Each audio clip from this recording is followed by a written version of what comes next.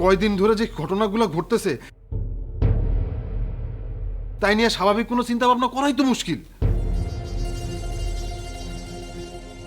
কয়দিন ধরে কি ঘটনা ঘটছে? কিসের কথা বলছে ও? আর বললেন না, এই বড় ভাইয়া তো। রুস্তম, জি বড় ভাইয়া।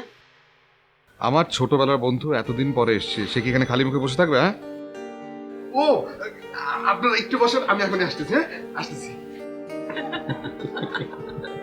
খুবই ইন্টারেস্টিং ক্যারেক্টার। হ্যাঁ, ও অকারণে কথা বলে সবাইকে বিরক্ত করে। ঠিক আছে, বাট আমি একটা দিনও ওকে ছাড়া কল্পনা করতে পারি না। ইনফ্যাক্ট আমি আমার নিজের চাইতে ওকে বেশি বিশ্বাস করি।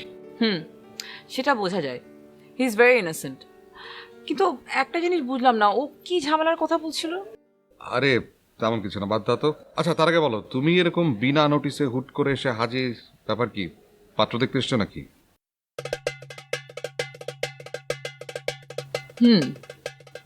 সিরিয়াসলি? তুমি যদি মনে করো যে আমি বিয়ের জন্য পাত্র খুঁজতে এসেছি, তাহলে হতে পারে বিয়ের জন্য পাত্রই খুঁজতে আসছি। কি আশ্চর্য, আমি একটা সম্ভাবনার কথা বললাম। সত্যি কারণটা কি সেটা বলো। লাভ নেই, সত্যিটা যদি আমি বলি তাহলে তুমি বিশ্বাস করবে না, শুধু শুধুই বলা হয়ে যাবে। কেন বিশ্বাস করবো? তুমি বলেই দেখো না।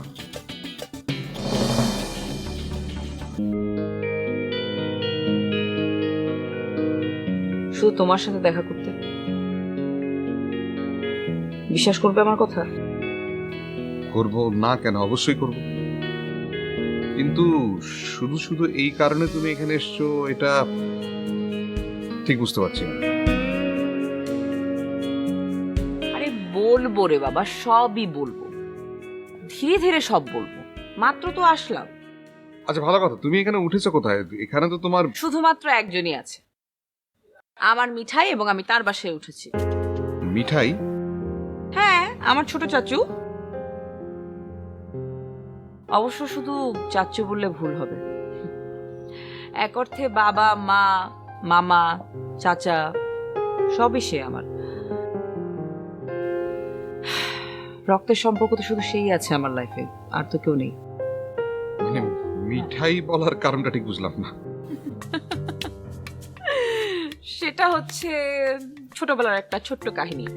মানে আমি নাকি ছোটবেলায় মিষ্টি খেতে অনেক পছন্দ করতাম, তো ছোট চাচু আমার জন্য প্রতিদিন নানা রকম মিষ্টি নিয়ে আসতো। মানে কোন দিন আমার কোনটা ভালো লাগে, হি নেভার নোজ। তো ওইখান থেকে সে আমার মিষ্টি চাচা ছিল, আর মিষ্টি চাচা থেকে আস্তে আস্তে হয়ে গেল মিঠাই। বোঝা যাচ্ছে তোমাদের মাঝে সম্পর্কটা খুবই মিষ্টি। হ্যাঁ, সত্যি খুব মিষ্টি। মিঠাই আমাকে যে কি পরিমাণ ভালোবাসে তা ভাষায় প্রকাশ করা যাবে না। মিঠাইয়ের কাছে সারা দুনিয়া একদিকে আর আমি আরেকদিকে। আম্মু তো অনেক ছোটবেলায় মারা গেল,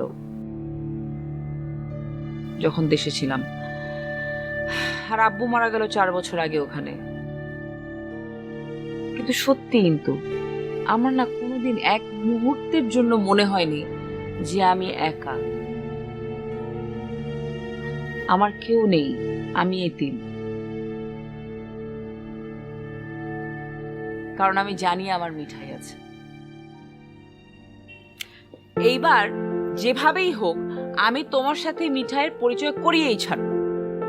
অবশ্যই তোমার এই মিঠাইয়ের সাথে আমাকে পরিচিত হতেই হবে। সর্দার গ্রুপের সাথে মিটিং এর ড্রাফট রেডি।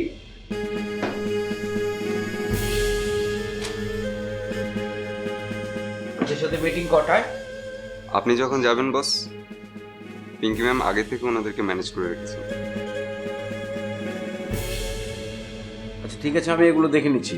পিঙ্কিকে একটু পাঠিয়ে দাও তো। পিঙ্কি ম্যাম তো অফিসে নেই বস, উনি যেন কোথায় গিয়েছেন। ও হ্যাঁ, আচ্ছা ঠিক আছে, তুমি যাও। ওকে বস।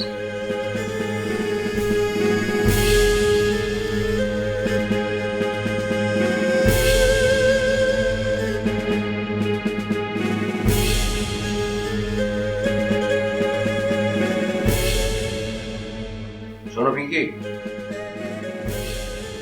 আমি আঙ্গুল বাঁকা করার আগে সোজা আঙ্গুলে একটা